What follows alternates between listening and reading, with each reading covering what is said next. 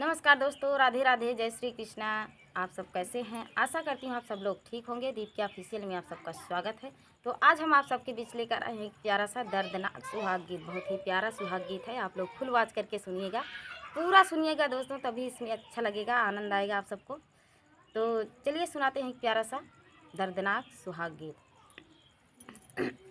अरे घरवा से निकाले हई ससुरु बढ़ाईते, अरे ससुरु बढ़ाईते, अरे ननदी का बरा खो जाई जाई रे लाला नावा, अरे ननदी का बरा खो जाई जाई रे लाला नावा, अरे बारा खोजी ससुरु सुदिनावा धारवाले, सुदिनावा धारवाले, अरे ननदी के आवेला बारात रे लाला नावा, अरे ननदी का आवेला बारात रे लाला नावा, अरे जबा हो बारातिया बागियावा माँ पहुँचई, बागियावा माँ पहुँचई, अरे ननदी का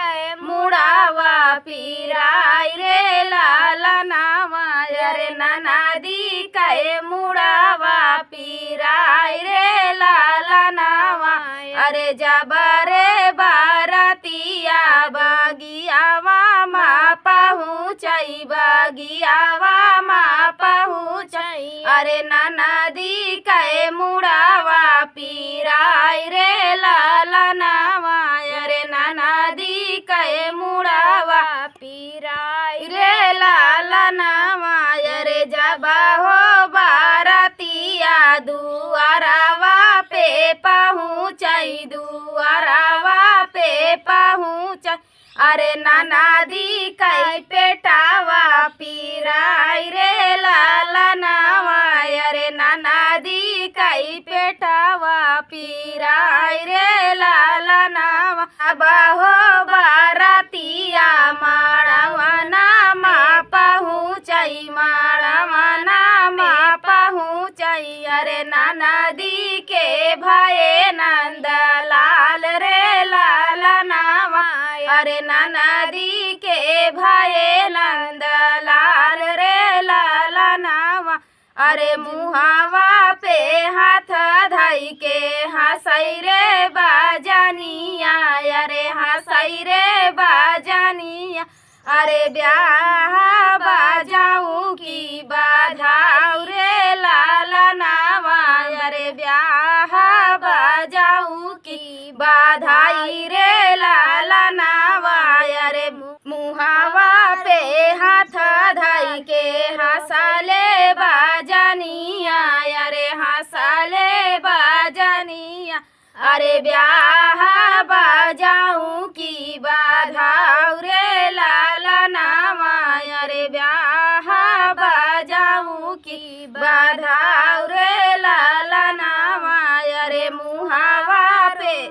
अरे मुहावा रूमाल धई के हंसले पंडितवा, अरे हंसले पंडितवा, अरे साइती बिचारू की बियाह रे लाला नावा, अरे साइती बिचारू की बियाह रे लाला नावा, अरे मुड़ावा पे हाथ धई के झांखाई ससुरु जी, अरे झांखाई ससुरु जी, अरे अबला जरा खाई भगवान रे लाला नावा, अरे अबला जरा खाई भगवान रे लाला नावा, अरे घर, अरे मुड़ावा पे हाथ धई के झांखाई ससुरु जी, अरे झांखाई ससुरु जी, अरे अबला जरा खाई भगवान रे लाला नावा, अरे अबला जरा खाई भगवान रे लाला नावा, अरे घरवा से निकाली है सासू सुहागिनी अरे सासू सुहागिनी अरे नतिया के परछौ की पातो रे लाला नावा अरे नतिया के परछौ की पातो